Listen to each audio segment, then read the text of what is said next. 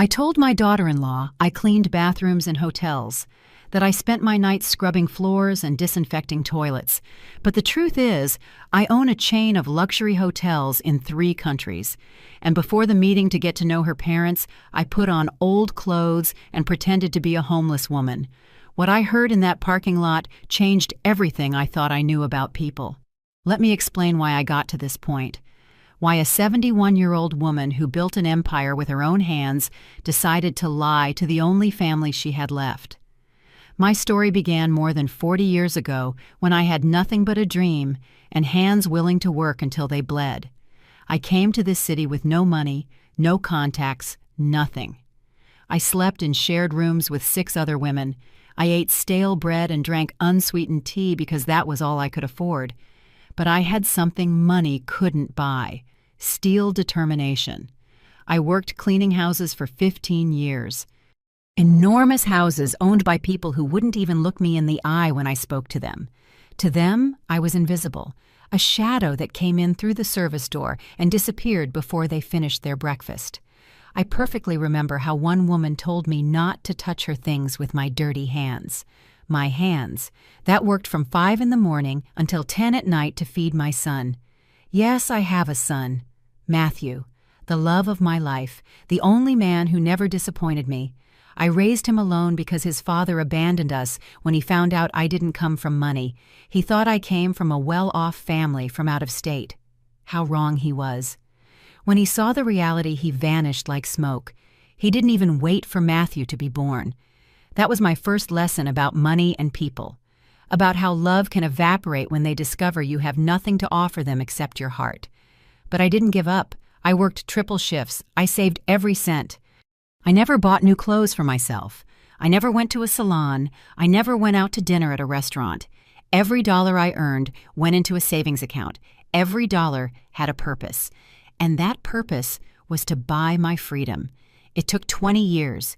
20 years of sacrifice, of cracked hands, of knees, destroyed from so much kneeling to clean. But I finally saved enough money to buy a small motel on the outskirts of the city. It had 12 rooms. It was half destroyed, but it was mine. I remodeled it myself. I painted the walls. I changed the sheets. I planted flowers in the garden, and little by little, it started to work. Guests came. They left good reviews. They recommended the place, and I reinvested every profit into improving it.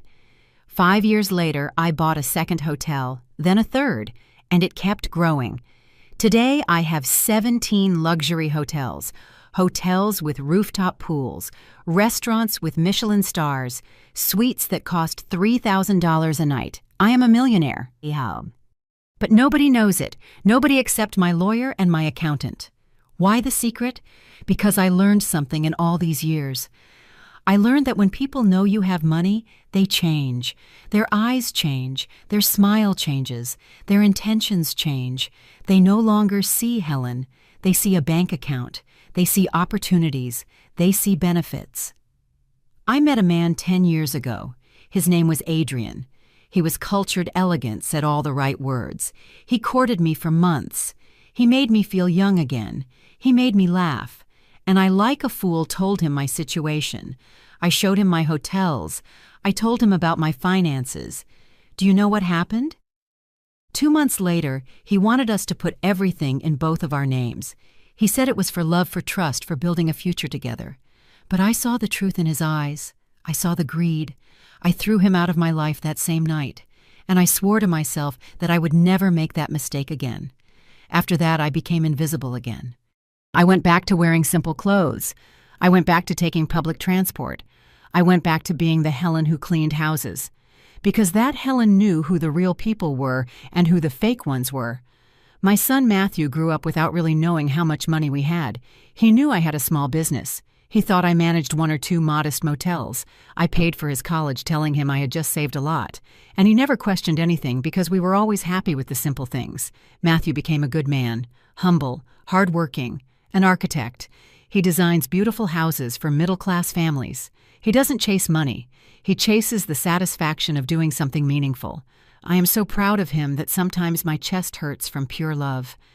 And then 2 years ago, he met Chloe.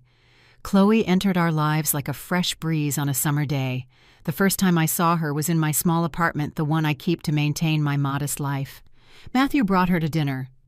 She wore a simple cream-colored dress, no flashy jewelry, no exaggerated makeup.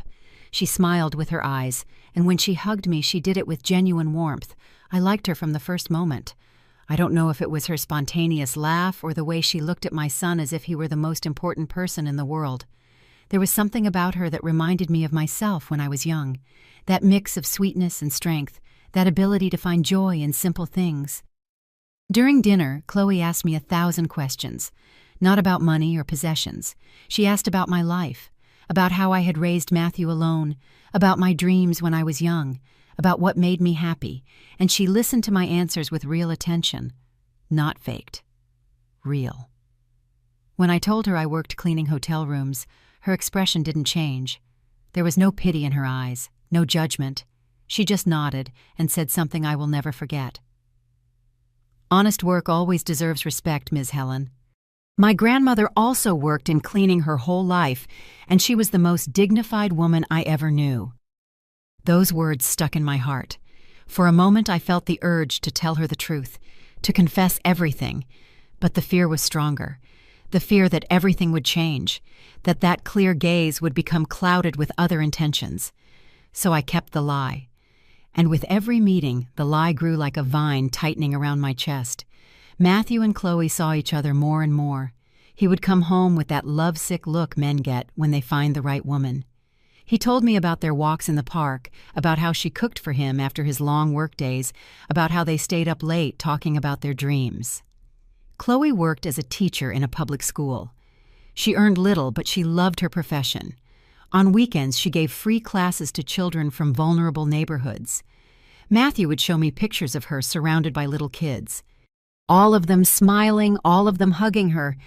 And I thought, this girl has a heart of gold. But the shadow of doubt never completely left me. I had learned to be suspicious. I had seen too many masks in my life, too many smiles that fell when they found out there was nothing to gain. One day Chloe came to visit me alone. Matthew was at a construction site, and she had the afternoon free.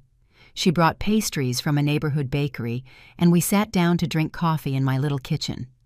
The kitchen where I pretend to live my modest life, while my real financial statements rest in a safe in another building. She told me about her family.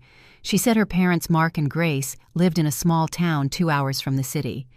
That her father had worked his whole life as a mechanic and her mother as a seamstress. That they had sacrificed everything to give her an education. That they never had much, but they always had love. Her eyes filled with tears when she spoke about them. And I saw my own reflection in those tears. I saw the years of sacrifice. I saw the pure love that only someone who has worked with their hands until they bleed understands. Then she took my hand and said, "Ms. Helen, I want you to meet my parents. Matthew and I are talking about getting married, and it's very important to me that our two families meet. They are going to love you as much as I do." My heart sped up. Marriage, family, real commitments. The lie was no longer something temporary. It was becoming the foundation of a relationship that would last for decades. I told her yes. Of course yes. What else could I say? But as soon as she left, panic washed over me. I sat on the sofa and stared at the wall for hours. What had I done? How far was I going to take this farce? I couldn't sleep that night. I tossed and turned, thinking of all the possibilities. What if Chloe's parents were like Adrian? What if they saw me as an opportunity? What if all of Chloe's kindness was just a rehearsed act? No, it couldn't be. I had seen enough lies in my life to recognize them. Chloe was genuine. But her parents, I didn't know them. And people can raise good children while being poisoned themselves. I needed to know. I needed to be sure. Because if I was going to accept this girl as part of my family, if I was going to let her marry my son, I had to know what her parents were made of. And then the idea occurred to me. A terrible idea. An idea I am now ashamed of. But at that moment, it seemed like the only way to know the truth. I was going to test them. I was going to present myself to them, not as Helen, the discreet mother-in-law who cleans hotels.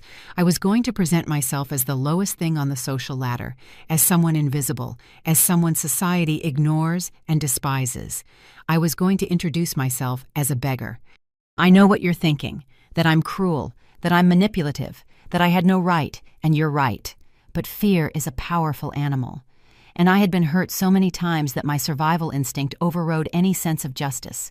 I called Chloe and told her I wasn't feeling well, that I had a strong headache and wouldn't be able to attend the dinner we had planned for Friday.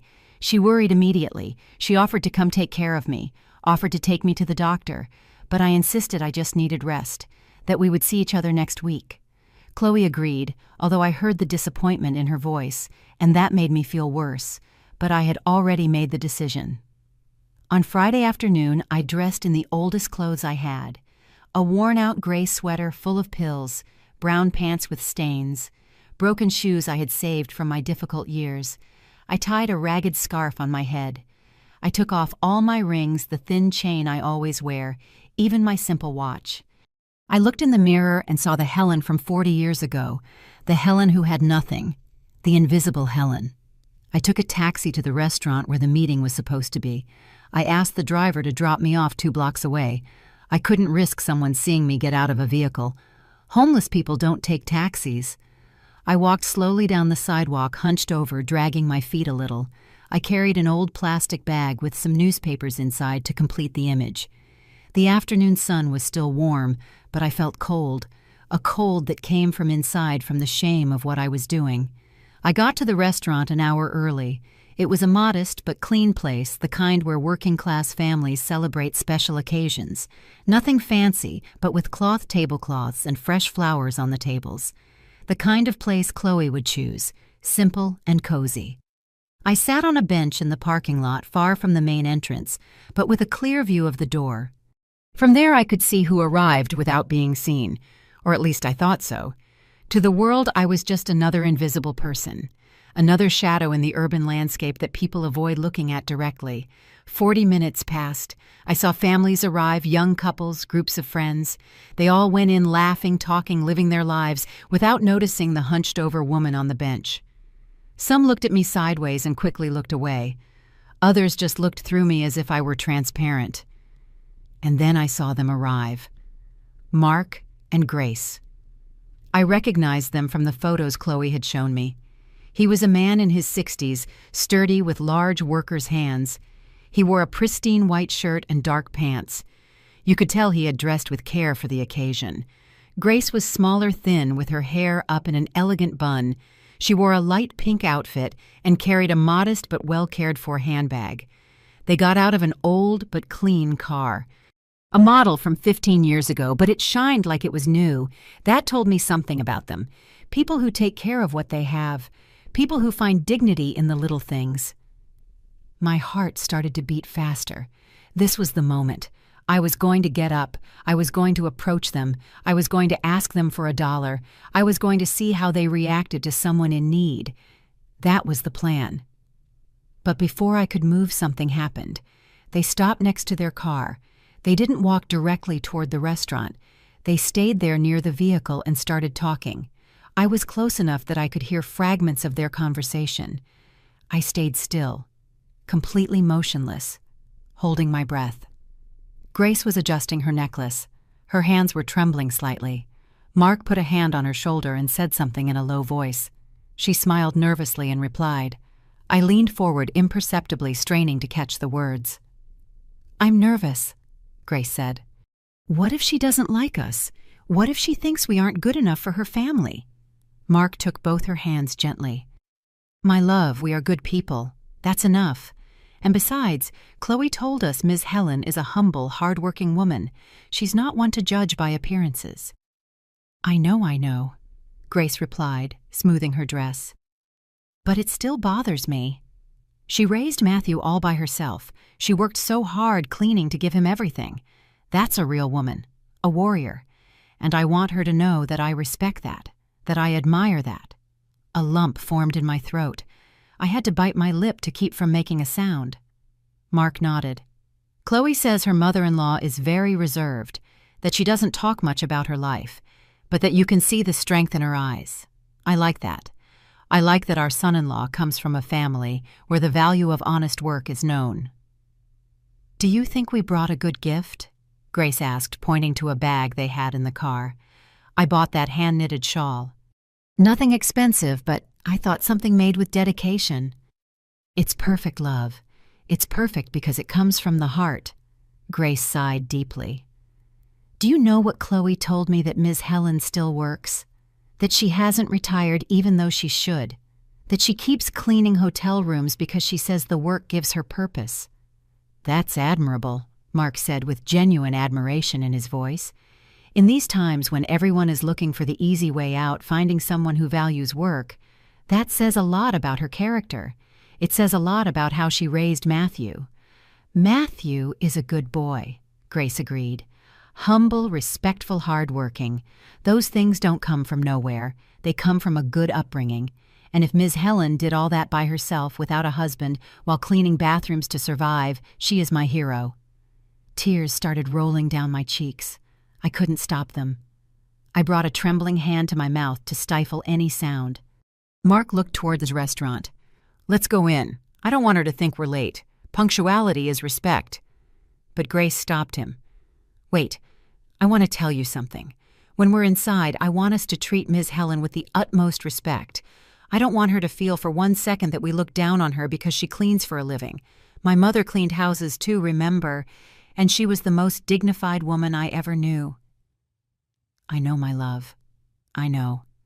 And I promise you, we are going to treat her as she deserves. With honor, with affection, like we treat any good person." They hugged. A short hug, but full of understanding. Then they walked toward the restaurant entrance, hand in hand. I stayed sitting on that bench, trembling. The tears fell uncontrollably. I felt like the worst person in the world. What had I done? How could I have doubted these people? How could I have prepared this cruel test when they only brought kindness in their hearts? 10 minutes passed. Maybe 15. I don't know. I lost track of time. I was paralyzed by shame, and by something else, by an emotion I hadn't felt in years. Hope. The hope that good people still existed in this world, people who valued what was right over what was convenient. I finally got up. My legs barely supported me. I walked to a public restroom at a nearby gas station. I looked in the stained mirror and saw my face full of tears. I saw the ridiculous scarf on my head. I saw the old stained clothes. I saw the proof of my mistrust materialized in my own appearance. I washed my face with cold water. I took off the scarf. I fixed my hair as best I could. But I had no other clothes. I couldn't show up like this, not after what I had planned to do. I took my phone and called Chloe. She answered on the second ring. Her voice sounded excited, but worried. "Ms. Helen, how are you feeling? My parents are already here. They're disappointed you couldn't come, but they understand. Do you need me to come see you?" "Chloe," my voice came out hoarse, broken. "Chloe, forgive me." "What? What's wrong? Are you okay? Do you want me to call an ambulance?" No. Listen, I need you to listen to me. I'm on my way. I'll be there in 20 minutes. But I need you to promise me something. I need that, when I get there, you let me talk. Let me explain, without interrupting. Please." There was a silence. "Ms. Helen, you're scaring me," Chloe said in a trembling voice. "What happened? Are you in trouble?" "No, my girl, I'm not in trouble, but I need to tell you something. Something important, to you and your parents. And I need you to trust me, even if you don't understand anything yet." Chloe took a deep breath. I could hear the murmur of the restaurant behind her. Voices, dishes, soft music, normal life unfolding while my world was falling apart. "Okay," she said finally. "Come. We'll be waiting for you. But please be careful. If you need Matthew to come get you." "No, I'm coming alone. I need to do this alone." I hung up before she could ask more questions. I put the phone away with trembling hands and left the restroom. Outside, the sky was beginning to darken. The first lights of dusk painted everything orange and purple. A beautiful day dying, like my lie. I walked back toward the restaurant. This time I didn't hide. I didn't pretend. I just walked as the woman I was. A 71-year-old woman in beggar's clothes with her heart breaking from shame. Some people looked at me with pity, others with contempt. But I kept walking. When I reached the restaurant door, I stopped. Through the glass, I could see Chloe sitting at a table near the window. She was with her parents and with Matthew, who had apparently arrived early. The four of them were talking, but Chloe kept looking toward the door, waiting for me, worried. Matthew had that confused expression he'd had since he was a child when something didn't add up. Mark and Grace looked uncomfortable, probably wondering what emergency had come up. I pushed open the door. A small bell rang, announcing my arrival. Several heads turned toward me. I saw the expressions change: surprise, discomfort. The waiter approached quickly, probably to ask me to leave. But before he could say anything, I heard Chloe's voice. "Miss Helen." She jumped up. Her face was a mixture of total confusion and relief. Matthew stood up too, his eyes wide. "Mom, why are you dressed like that?" Everyone in the restaurant was looking at us now. I could feel their eyes, their judgments, their conclusions. But I didn't care anymore. I had come too far to turn back. I walked toward the table. Each step was heavy, as if I were wearing shoes made of stone. When I reached them, I just stood there. Chloe approached and took my arm gently. "Miss Helen, what happened?" "Were you robbed? We need to call the police." I shook my head. The words were stuck in my throat. Mark and Grace had stood up too, and on their faces I saw no disgust. I saw genuine concern. Grace stepped forward. "Ma'am, please sit down. Do you need some water? Something to eat? Mark, bring a chair." That kindness, that immediate kindness towards someone who looked like they had nothing. It was the straw that broke the camel's back. I sat down in the chair Mark brought over. Chloe knelt beside me, holding my hand. Matthew was pale, clearly in shock. Grace put a glass of water in my other hand. "Breathe," she said in a soft voice. "Take a deep breath. Whatever it is, we're here. We're with you." I took a sip of water, then another. The restaurant had partially returned to its conversations, although some people kept staring at us curiously. "I have to confess something," I said finally. My voice came out as a hoarse whisper. "I have to tell you the truth. And when I'm finished, you are going to hate me. You're going to think I'm a horrible woman, and maybe you're right." "Mom, what are you talking about?" Matthew asked, now kneeling by my side too. "What's going on?" I looked at Chloe. Her eyes were full of worried tears. Then I looked at Mark and Grace, who remained standing expectant without a trace of judgment in their expressions. I don't clean bathrooms in hotels," I started. The words came out jumbled. "I mean, I did, for many years, but not anymore. Not for 20 years. Chloe blinked. "I don't understand." "I own the hotels," I blurted out. "I don't clean them. I own them. I have 17 luxury hotels in 3 countries. I'm a millionaire, and I've been lying to you all this time." The silence that followed was absolute. I could hear my own heart beating. I could hear Matthew's held breath, the clinking of glasses at a distant table, the hum of the air conditioning. "What?" Matthew whispered. His face had gone from concern to total confusion. "What did you say?" "I have money, son. A lot of money. I bought my first motel 23 years ago. I worked it until it was profitable. Then I bought another, and another. I reinvested every profit. Today my net worth is over $28 million, and I never told you." Matthew stood up. He took a step back. His expression was one of total disbelief. "No, it can't be. Why would you do that?" "Because I was afraid," I answered, and the tears finally came. "I was afraid people would only want me for my money. I was afraid you would change, that you would look for partners only out of self-interest. I was afraid of everything." Chloe was frozen. Her hand still held mine, but her expression was pure shock. Mark and Grace looked at each other speechless. "And today," I continued, because now that I had started, I couldn't stop. "Today I did something unforgivable. I told you I was sick because I wanted to test Chloe's parents. I dressed like a beggar. I came here early. I hid in the parking lot. And I listened to you talk." Grace put a hand to her mouth. Mark frowned. "I heard you say beautiful things about me, about the woman you thought I was, the woman who cleaned bathrooms. You said you admired me, that you respected me, that you valued my honest work, and I was there dressed like trash, preparing to ask you for $1 to see if you would treat me with contempt or with kindness." "Oh my God," Chloe murmured, letting go of my hand. She stood up slowly. You tested us, as if we were animals in an experiment." "I know," I said, and my voice broke. "I know, and I'm sorry. I am so sorry I can't breathe from the pain. But I needed to know. I needed to be sure that you were real people, good people, because I've been hurt before, I've been used before, and I couldn't stand for that to happen to my son." Matthew shook his head. He had tears in his eyes. "Mom, how could you lie to me my entire life? I studied on scholarships. I worked cleaning tables in college to pay my expenses, and you had millions. Millions. I wanted you to be strong, to be independent, to not depend on money to define who you are." "But that wasn't your decision," he yelled. Several people in the restaurant turned. "That wasn't your decision. I trusted you. I told you everything, every dream, every fear, and you were lying to me every day." Grace finally spoke.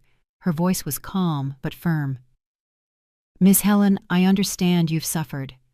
I understand that money changes people. But what you did today, that isn't love. That is control.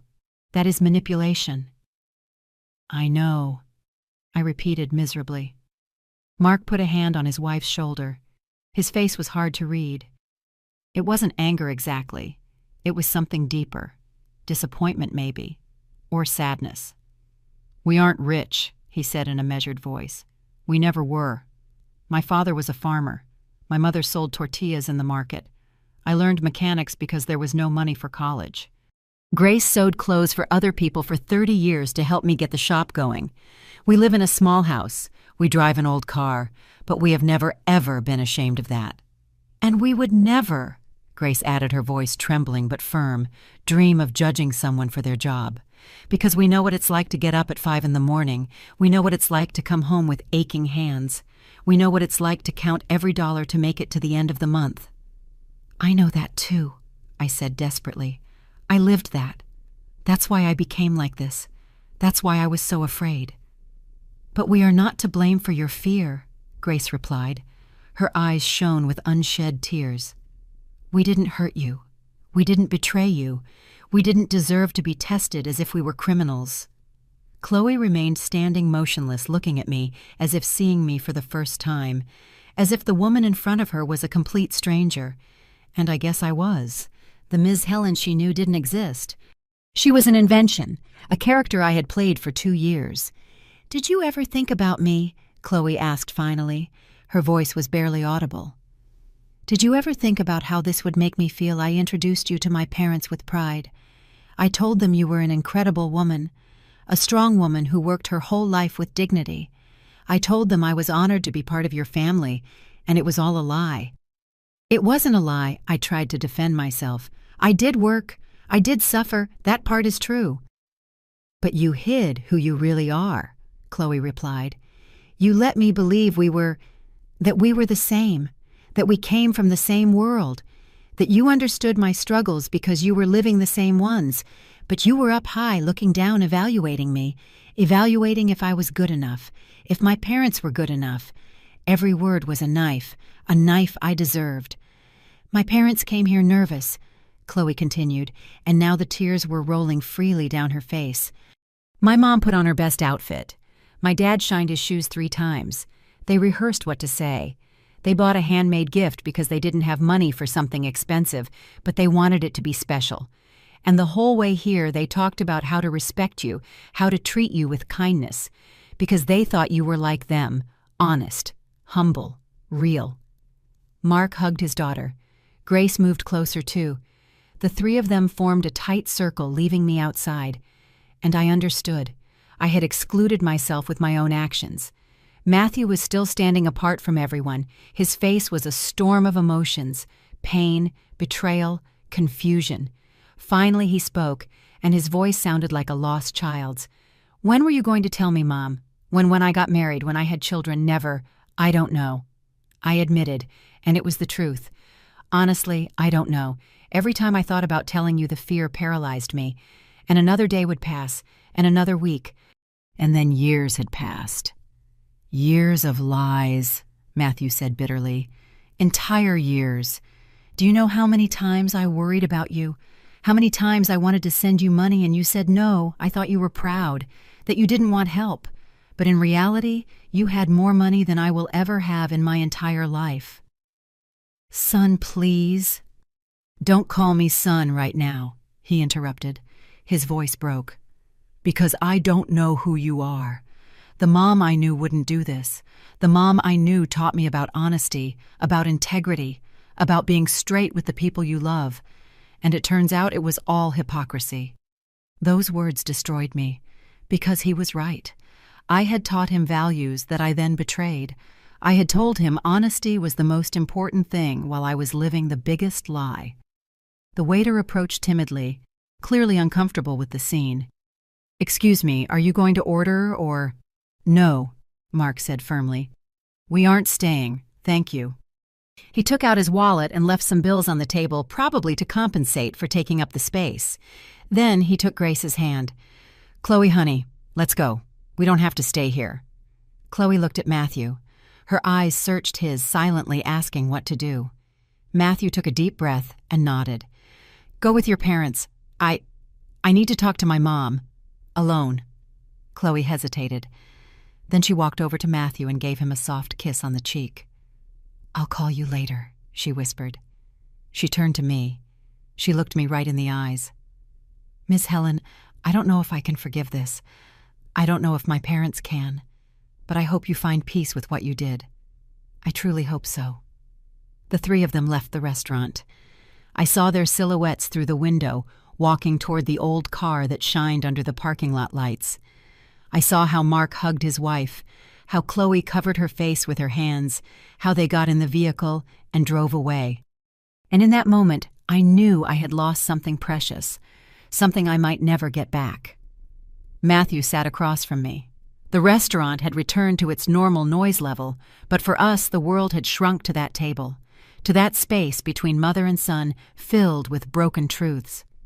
"Explain," he said. "Explain everything from the beginning. And this time, I want the truth. All of it." So I told him.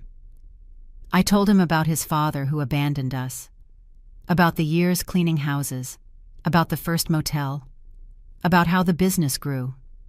I told him about Adrian and his betrayal, about every person who changed when they learned about the money. I told him my fears, my nightmares, my paranoia. I told him about the modest apartment I kept for appearances, about how I kept my expensive clothes somewhere else, about how I took public transport to maintain the illusion, about every detail of the lie I had built so carefully. And I told him about today, about the disguise, about hiding in the parking lot, about every word I had heard from Chloe's parents, about how those words broke me and showed me the truth I didn't want to see. Matthew listened without interrupting. His expression changed. Anger, sadness, understanding, more anger. It was a kaleidoscope of emotions moving across his face. When I finished, I felt empty, as if I had emptied my soul onto the table. "I understand why you did it," he said finally. "I understand the fear. I understand the trauma. But Mom, what I don't understand is why you didn't trust me. I'm your son. I've known you since I was born. Did you really think money would change me?" "It wasn't about you," I said weakly. "It was about the people around you. Like Adrian. Like the others who—" "But Chloe isn't Adrian," he interrupted. "And I'm not a child who needs to be protected from every possible pain. I'm a grown man, and I deserve to make my own decisions with all the information." He was right. Completely right. "I'm sorry," I whispered. The words felt insignificant, inadequate for the damage I had caused. "Matthew, I am so sorry. If I could go back, But you can't, he said, not cruelly, just with the cold truth of the facts. You can't erase 2 years of lies. You can't undo what you did to Chloe's parents today. You can't take back all those moments when you chose lies over trust. He ran his hands over his face. He looked exhausted, suddenly old, even though he was only 32. You know what the worst part is, he continued. The worst part isn't the money. I don't give a damn about the money, Mom. The worst part is that you stole my chance to really know you. My whole life I thought I knew you. I thought I knew who you were, what you valued, what you cared about. But it turns out I only knew the edited version, the version you decided to show me. It's not an edited version, I protested. It's still me. I'm still the same woman who raised you, who sang to you when you were sick, who helped you with your homework. What? Who lied to me? He finished. Every day, in every conversation. When you asked me how work was and I told you I had a good month and earned a little extra, you nodded like you understood, like we were on the same level. But it wasn't true. You were earning more in an hour than I earned in a month, and you let me talk as if we were equals. Every word was true, and every truth burned like fire.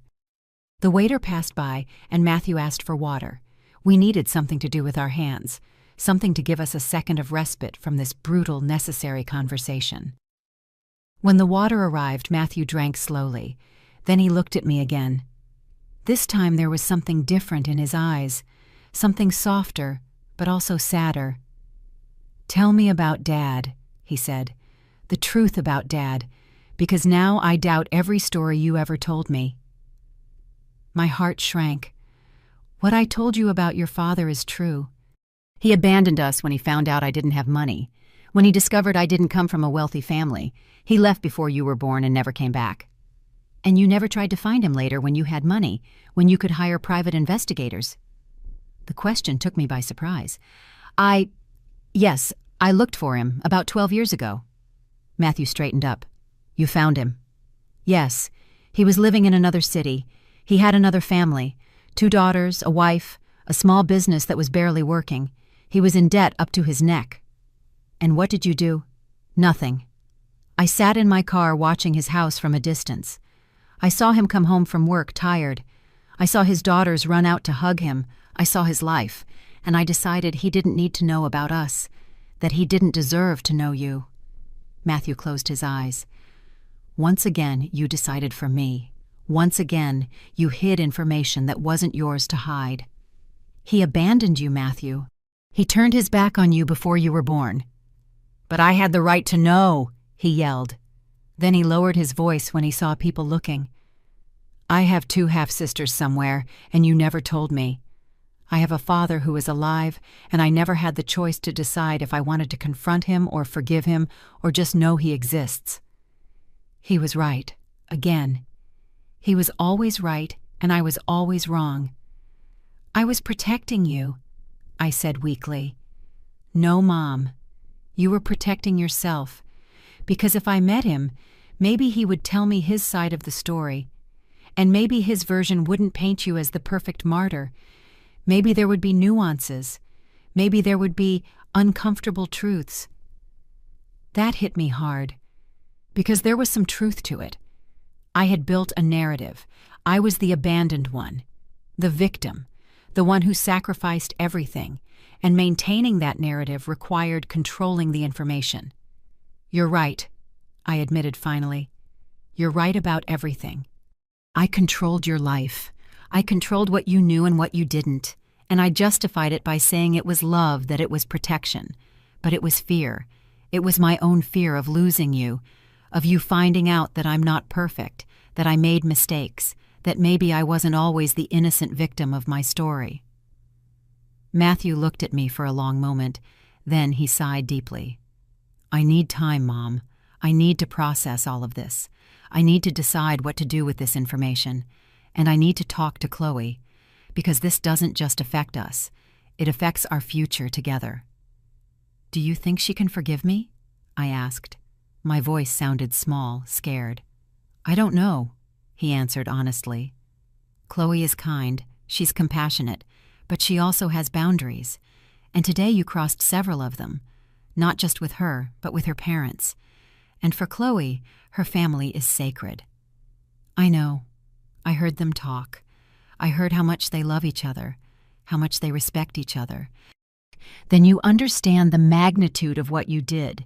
You treated them like suspects, like potential criminals, when all they brought was genuine love and respect.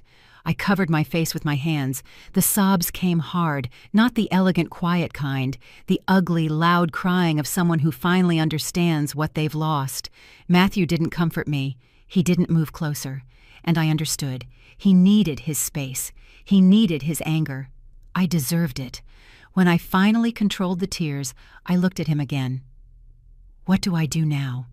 How do I fix this? I don't know if you can fix it, Mom. Honestly, I don't know. But if you're going to try, it has to start with complete honesty. No excuses, no justifications. Just the truth and a real apology. Will you give me the chance? Will you give me the chance to apologize to them? It's not my decision, it's theirs, and Chloe's. I can ask them to listen to you, but I can't force them to forgive you. No one can. I nodded. It was fair. More than fair considering what I had done. And us, I continued shyly. Are we going to be okay? Matthew took a long time to answer. He stared at his glass of water, turning it slowly in his hands. Finally, he spoke. I love you, Mom. That doesn't change. You're my mother, the woman who raised me, the one who was there for every important moment. But right now, I don't like you very much, and I need distance to process that, to decide how to move forward with this new version of reality. I understand, I said, though the words tore me apart inside.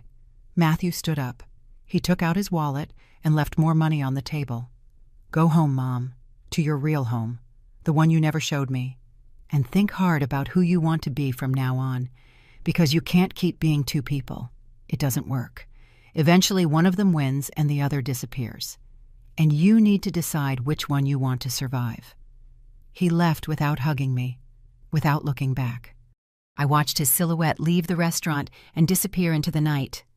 My son, my only family, walking away because I had pushed him away with my own hands. I sat there, in my beggar's clothes, with my broken heart, with the truth finally exposed and bleeding on the table.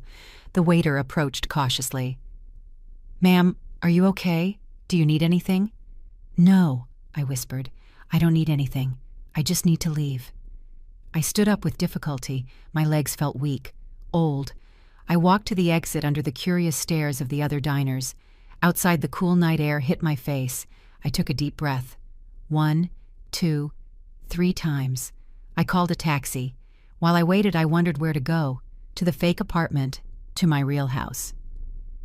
Who was I in this moment? Poor Helen, or rich Helen, or neither. When the taxi arrived, I gave the driver the address of my real home, the mansion that nobody knew. It was time to stop hiding. It was time to face who I really was, with all my mistakes, with all my fear, with all my shame. The drive was long, or maybe it just felt long. I looked out the window, watching the city pass by. So many lights, so many lives, so many people living their own truths and lies. We finally arrived. The taxi stopped in front of the wrought iron gates. Behind them, the house was visible, big, beautiful, empty. I paid the driver and got out. The gates opened automatically as I approached. I walked up the stone path, past the fountains, past the perfectly manicured gardens. I reached the front door. Inside, everything was dark and silent. I turned on the lights. The foyer lit up, revealing the shining marble, the expensive paintings, the designer furniture, everything perfect, everything beautiful, everything meaningless. I took the old scarf off my head. I took off the beggar's clothes. I let them fall to the floor, and I cried. I cried for hours.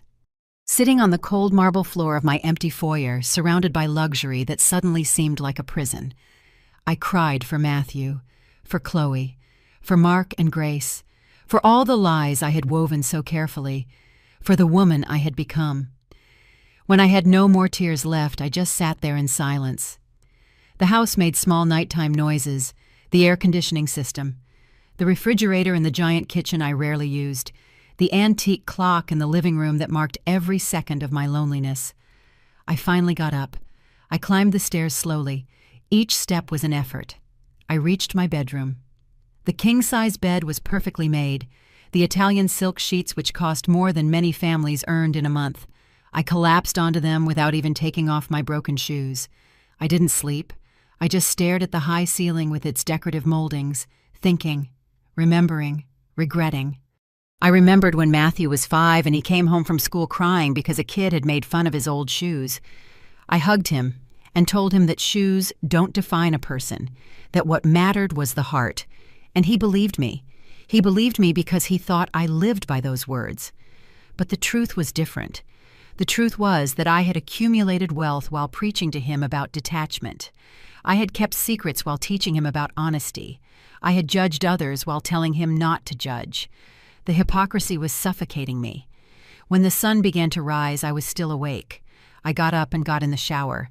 I let the hot water run over me for a long time, as if it could wash away the shame, as if it could clean away the damage I had caused. I got dressed in simple clothes, jeans, a plain white blouse, no jewelry, no makeup. I looked in the mirror and saw a 71-year-old woman who looked exactly her age, tired, wrinkled, small. I went down to the kitchen. I made coffee. I sat at the granite counter and drank slowly. The silence was deafening. This huge house designed for a family, for gatherings, for life. And I was completely alone. My phone had been silent all night. Part of me hoped for some message, from Matthew, from Chloe, even an angry one, but there was nothing, just the emptiness of the consequences. I decided to write to them, to all three, to Matthew, to Chloe, and also to Mark and Grace, even though I didn't have their numbers directly. I would ask Chloe to share my message with them. I opened the notes on my phone. I wrote, erased, wrote again. How do you apologize for something like this? What words could possibly be enough? Finally, I wrote something simple, direct, without excuses. Matthew, my love, I don't expect you to forgive me soon, maybe never, but I need you to know that I hate myself for what I did. I hate myself for every lie, for every moment I chose fear over trust. You deserved a better mother, a braver one, a more honest one. I am sorry from the bottom of my soul. I love you. I will always love you, and I will respect the time and space you need. I read it 3 times. Then I sent it before I could change my mind. For Chloe, I wrote something longer. Chloe, sweet girl, I have no right to call you that after what I did. I have no right to anything. But I need to try to explain, not to justify myself, but so you understand where my fear came from. My whole life, money changed people. It turned them into strangers, into opportunists. And when I met you, you were so genuine, so pure, that I was terrified it was all an act. Not because you did anything wrong, but because I was broken inside, and broken people hurt others, even when they don't mean to. What I did to your parents was unforgivable. They came with love, and I met them with suspicion and manipulation. I heard their beautiful words about honest work, about dignity, about values. And I realized in that moment that I had judged wrong, that I had let my trauma dictate my actions. Your parents are extraordinary people. You are extraordinary. And I lost the chance to be part of something beautiful because I couldn't overcome my own demons. If one day you can find it in your heart to listen to me, to let me apologize to your parents in person, I will be eternally grateful. But if you can't, I understand. I wish you all the happiness in the world, with or without me in your life, with love and deep regret. Helen. I sent that message too. Then I stared at the screen, waiting. The minutes passed. Nothing. I forced myself to eat something, toast with jam. It tasted like cardboard, but I made myself swallow it. I needed to keep my strength up. I needed to be ready for whatever came next. 3 hours passed, then 4. Finally. My phone vibrated. It was Matthew. I read your message. Chloe did too. She says she needs time. Her parents are very hurt. Mom, what you did has consequences. We can't just erase it with apologies. But I appreciate that you tried. Give me a few days. I'll call you when I'm ready to talk. It was something. It wasn't forgiveness. But it was communication. It was a cracked open door instead of a locked one. I replied, "Thank you. Take all the time you need. I love you both." The following days were the longest of my life. I stayed in the house. I walked from room to room. I looked at the things I had accumulated, the expensive furniture, the works of art, the Persian rugs, all soulless, all empty. I started to think about what to do. I couldn't keep living this double life. Matthew was right. I needed to decide who I wanted to be. One morning I called my lawyer. I told him I wanted to make important changes. I wanted to set up a trust for Matthew. I wanted to donate part of my fortune to causes that helped women like I had been. Women alone. Working women. Women struggling to survive. He took notes. He asked me questions. We scheduled meetings for the following week. I also called my accountant. I asked him for a complete report of all my properties, all my investments, everything. I wanted to see it all clearly. No secrets, no compartments. A full week passed with no news from Matthew. Every day was agony. But I respected his space. I respected his process. Then on the 8th day, my phone rang. It was him. "Mom?" His voice sounded tired. "We can talk." "Yes, of course. Whenever you want. Wherever you want." "Can I come to your house? Your real house? I think it's time I saw it." "Of course. I'll send you the address." I hung up and started cleaning frantically, as if the state of the house mattered, as if I could impress him with shiny floors when I had broken his trust. He arrived 2 hours later. I heard his car on the driveway. I watched through the window as he got out, how he looked at the house with an unreadable expression, how he walked slowly toward the door. I opened it before he knocked. "Hi," I said simply. "Hi," he replied. We just stood there, looking at each other, two strangers who had once been everything to each other. "Come in," I said finally. "Please." He came in.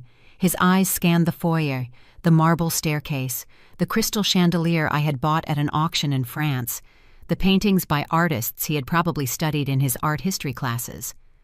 "Wow," he murmured. "This is impressive." "It's empty," I said. "It's big and expensive and completely empty." He looked at me. "You lived here alone all these years?" "Yes. Well, I have a woman who comes 3 times a week to clean, and a gardener. But yes, basically alone." "Why, Mom? Why all this if it makes you feel so alone?" "Because I thought it was what I needed. I thought success was measured in square feet and zeros in the bank account. But I was wrong. Success is measured in connections, in love, in trust. And I don't have any of that." Matthew walked into the living room. He sat on one of the white sofas that had never been used. I sat across from him on another sofa. "I talked with Chloe for a long time," he said after a moment. "Hours and hours. About you, about us, about what to do." My heart was beating so hard I thought he could hear it. "And," I asked in a trembling voice, "and she wants to give you a chance," Matthew said.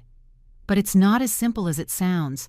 She and her parents have conditions, things they need from you before they can even consider moving forward." I nodded quickly. "Anything. I'll do whatever it takes." "Wait." He held up a hand. "Listen first before you promise, because it's not easy. And it's going to require you to really change, not just words, real change." "I'm ready," I said, and I meant it. Matthew took a deep breath. "First, they want you to go to therapy. Real therapy with a professional. Because what you did wasn't just a mistake. It was the result of unprocessed trauma, of fear that turned into control. And if you don't work on that, it will happen again. Maybe not in the same way, but it will." He was right. I knew it. I had carried that trauma for decades without ever really confronting it. "Okay," I agreed. "I'll go to therapy." "Second," he continued, "they want you to apologize in person, to Mark and Grace, not by text, not by phone, face to face, at their house, on their territory, where they feel comfortable and safe." The idea terrified me, But it was fair, more than fair. "I'll do it," I said. Third, Matthew looked me right in the eyes. "They want total transparency, with me, with Chloe, no more secrets, no more compartments. If we're going to be a family, we need complete honesty, even if it's uncomfortable, even if it's hard." "Yes," I replied immediately. "Yes to all of it, I promise." "And fourth," he paused, "this is the hardest one. They want you to sell this house." I froze. "What? They want you to sell this house and the fake apartment? To choose a real place to live, not a palace where you hide or an apartment where you pretend. A real home. And they want that home to have space for them, to visit you, for family dinners, for future grandchildren to spend time with their grandmother. They don't want you living in a museum or a lie. They want you to live in a home." The tears started to fall, but they were different from the tears before. These were tears of relief, of hope. "I can do that," I whispered. "I can do all of that." "There's a fifth condition," Matthew added more softly. "Mine. A personal one. Tell me. I want you to teach me the business, the hotels, how it all works. Not because I want your money, but because it's part of who you are, part of your story. And if we're going to rebuild our relationship, I need to know that part of you, the part you hid for 30 years. That broke me completely. I covered my face and wept. I cried from gratitude, from shame, from love. I felt Matthew move. I felt him sit next to me on the sofa. I felt his arm around my shoulders, the first physical contact in over a week. "Mom," he said softly, "I forgive you, not because what you did was okay, but because you're my mom, and I love you, and because I see that you really want to change. But forgiveness doesn't mean we forget. It means we choose to move forward, and that path is going to take time. It's going to take work from both of us." "I know," I said through my sobs. "I know, and I'll do the work, all the work necessary." We sat like that for a while, mother and son, broken but together, hurt but healing. "When can I go see Mark and Grace?" I asked finally. "Saturday. Chloe spoke with them. They are willing to listen to you. But Mom, they're going to be tough. They are going to tell you exactly how they felt, and you're going to have to listen to all of it, without defending yourself, without excuses." "Can you do that?" "I can," I said firmly. "I need to do that." I spent the next few days preparing. I contacted 3 therapists my primary doctor recommended. I chose a woman named Claire who specialized in trauma and family relationships. I scheduled my first session for the following Monday. I also called my real estate agent. I told her to list both the mansion and the fake apartment for sale. She looked surprised but didn't ask questions. I asked her to help me find a more modest house, with 3 bedrooms, a small yard, a kitchen where I could actually cook for my family, a home. I spent hours going through my things, deciding what to keep and what to donate. So many things accumulated, so many meaningless possessions. I packed boxes and boxes of clothes, shoes, and decorative items. Everything would go to organizations that helped women in transition, women leaving difficult situations, women like I had been. On Friday night, Matthew called me. "Are you still willing to go tomorrow?" "Yes," I answered without hesitation. "Good. I'll pick you up at 10 in the morning. Chloe's parents' house is 2 hours away. We'll get there at noon." "I'll be ready." I couldn't sleep that night. I mentally rehearsed what I would say, how I would apologize. But every time it sounded fake, prepared. Finally, I decided I would just be honest. I would speak from the heart without a script. On Saturday, I woke up early. I showered. I dressed in a simple beige outfit. No jewelry except a simple watch. I pulled my hair back in a low bun. I looked in the mirror and saw the real Helen. No masks, no disguises, just me. Matthew arrived on time. I got into his car in silence. The drive was quiet. We listened to soft music. Sometimes he talked about work, about a house project he was designing. I listened grateful for the normality, for these simple moments. When we got to the town, my heart started to race. It was a small place. Clean streets, Modest houses with well-tended yards, people walking slowly, greeting each other, a place where everyone knew everyone. Matthew parked in front of a one-story house painted light yellow. It had a porch with potted plants, a cracked but swept concrete driveway, a low wooden fence. It was humble. It was beautiful. "This is it," Matthew said. We got out of the car. My legs were shaking. We walked together to the door. Before we could knock, the door opened. It was Chloe. She looked different, more serious, more guarded. But she gave me a brief hug. "Ms. Helen," she said, "thank you for coming." "Thank you for letting me come," I replied. We went inside. The house was small but cozy. There were family photos on the walls, old but well-maintained furniture, the smell of home-cooked food, the smell of a home. Mark and Grace were sitting in the living room. They stood up when we entered. Their expressions were cautious, guarded, and they had every right to be. "Ms. Helen," Mark said with a nod, formal, distant. "Mr. Johnson, Mrs. Johnson," I replied. Thank you for having me. I know I don't deserve it." "Sit down," Grace said, pointing to an armchair. I sat. Matthew and Chloe sat together on the sofa. Mark and Grace remained standing initially, but then they sat down too. The silence was thick. I took a deep breath. It was now or never. "I didn't come to give you excuses," I began. "I came to tell you the truth and to apologize. What I did to you was cruel, unforgivable. You came with open hearts, with respect, with love, and I treated you like suspects. I tested you as if you were criminals, and I did it because of my own fear, because of my own cowardice." Grace stared at me. Her eyes were shining, but not with tears, with something stronger, with wounded dignity. "I heard every word you said in the parking lot," I continued. "I heard how you spoke of me with admiration, how you valued honest work, how you respected me without even knowing me. And I realized in that moment that I had made a terrible mistake, that I had judged wrong, that my trauma had turned me into someone who hurts others to protect herself." "Do you know how that feels?" Grace said finally. Her voice was calm but firm. "Do you know how it feels to be seen as someone who needs to pass a test, as if our kindness or our humanity were in doubt?" "No," I admitted. "I can't fully imagine, but I understand it was horrible, and I'm sorry. I am deeply sorry." Mark spoke then. "We don't have much, Ms. Helen. We bought this house 30 years ago with a loan it took us 20 years to pay off. My shop barely makes enough to live on. Grace's savings from sewing went to Chloe's education, but we have never, ever felt less than anyone because of it." "And you are right to feel that way," I said immediately.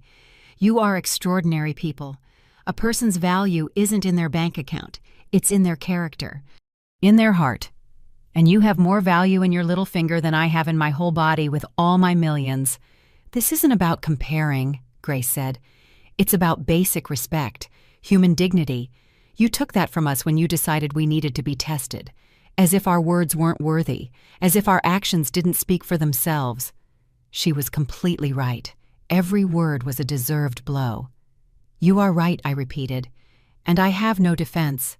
I only have regret, and a commitment to be better, to work on myself. I've already started therapy. I'm going to sell my properties and live in a real home. I'm going to be honest from now on, completely honest, because I want to be worthy of being in your lives. I want to be worthy of calling Chloe my daughter-in-law. I want to be worthy of being a grandmother to your future children." Mark and Grace looked at each other, one of those looks that couples who have been together for decades share. Silent communication. Finally, Grace spoke. "We talked a lot this week," she said. "Mark and I, Chloe too, about what to do, whether to give you another chance or just move on without you in our lives." My heart stopped. "And it was hard," she continued, "because we are hurt, really hurt. But we also understand trauma. We understand how past wounds can turn into poison if they aren't treated. My mother was betrayed by her family when she married my father, and that betrayal marked her for her whole life. It made her suspicious, controlling, and she suffered for it, and we suffered with her. Grace paused. Her eyes moistened. "I don't want you to end up like her," she said. "Alone and bitter, surrounded by grudges that became walls, so we decided to give you a chance, but with very clear conditions." "Matthew already told me," I replied quickly, "and I accept all of them. Therapy, transparency, selling the houses, apologizing in person, whatever it takes." "There is one more," Mark added. "One we didn't tell Matthew yet." I looked at them expectant. "We want you to work with us," he said, "at the auto shop, 1 day a week for 3 months. We want you to come here to our town and do honest work, changing oil, cleaning tools, doing the work that common people do, not as punishment, but as a reminder, as a way to reconnect with the person you were before money built walls around your heart." I was speechless. It was brilliant. It was perfect. It was exactly what I needed. "I'll do it," I said. "I'll gladly do it. And on the Saturdays you come," Grace added, "you will stay and eat with us at this table. Simple food, like what we eat every day, and we'll talk about real things, about real life, not about business or money or investments, about family, about dreams, about what really matters." Tears were rolling freely down my face now. "Thank you," I whispered. "Thank you for giving me this chance. I don't deserve it, but I will take it. And I will work every day to be worthy of it." Chloe came over to me. She knelt in front of my chair and took my hands. "Ms. Helen," she said softly, "I was hurt too, very hurt. But I've seen changes in you this week. Matthew tells me. He says you're selling the houses, that you started therapy, that you're doing the real work, and that gives me hope, because true love isn't perfect. True love is choosing to stay and grow together even when it's hard." I leaned forward and hugged her. She hugged me back, and in that embrace, I felt forgiveness. I felt opportunity. I felt family. Mark stood up. He walked over to me and extended his hand. I shook it, and he gently pulled me up and gave me a brief but firm hug. "Welcome to the family," he said. "For real this time, no masks." Grace came over too. She took my hands and looked me right in the eyes. "We are going to work on this together," she said. "You are going to learn from us, and we are going to learn from you. Because at the end of the day, we're all just people trying to do the best we can, and we all deserve grace when we fail as long as we're willing to change." I said with a firm voice. "I promise. I am willing to do all the necessary work." Matthew came over and hugged Grace and me together. Then Mark and Chloe joined in, the 5 of us in a circle. An imperfect but real family. Hurt but healing. "Well," Grace said, finally separating with a smile, "enough drama for today. Let's eat. I made chili. Nothing fancy, but it's made with love." We all sat around an old wooden table in the small dining room. Grace served the chili in mismatched bowls. Mark brought warm tortillas. Chloe set out glasses of iced tea. Matthew helped set out the spoons. It was the simplest meal, but every bite tasted like redemption, like a second chance, like home. During the meal we talked. We talked about everything and nothing. Mark told funny stories from the shop. Grace talked about the book club she had with her friends in town. Chloe shared anecdotes about her students. Matthew talked about his new architectural project. And I listened. I really listened. Without thinking about business, without calculating values, without judging, just enjoying the moment, the simplicity, the real human connection. After we ate, Grace showed me the house. The small but tidy rooms, the photos on the walls that told a family's history, photos of Chloe as a baby, of her graduation, of simple but precious moments. "This was my life," I told Grace, as we looked at a photo of her as a young woman sewing at an old machine. "I had a life like this, working nonstop, struggling, and somehow I forgot that those were the best years, not because they were easy, but because they were real." "It's never too late to return to what's real," Grace replied. Money isn't bad, Helen. It's not the enemy. The enemy is letting it change you on the inside, letting it make you forget who you are and where you came from. I won't forget again, I promised. Not anymore. When it was time to leave, there were long hugs at the door, promises to see each other soon. Mark reminded me that my first day at the shop would be next Saturday at 8 a.m. sharp. I'll be here, I assured him, on time, in work clothes. During the drive back, Matthew and I talked, really talked. No secrets, no masks. I told him about the business, about how the hotels grew, about difficult decisions I had made, about successes and failures. He listened with genuine interest. He asked intelligent questions, and for the first time in decades, I felt like I was sharing my complete life with my son. No edited versions. Everything. "I'm proud of you, Mom," he said at one point.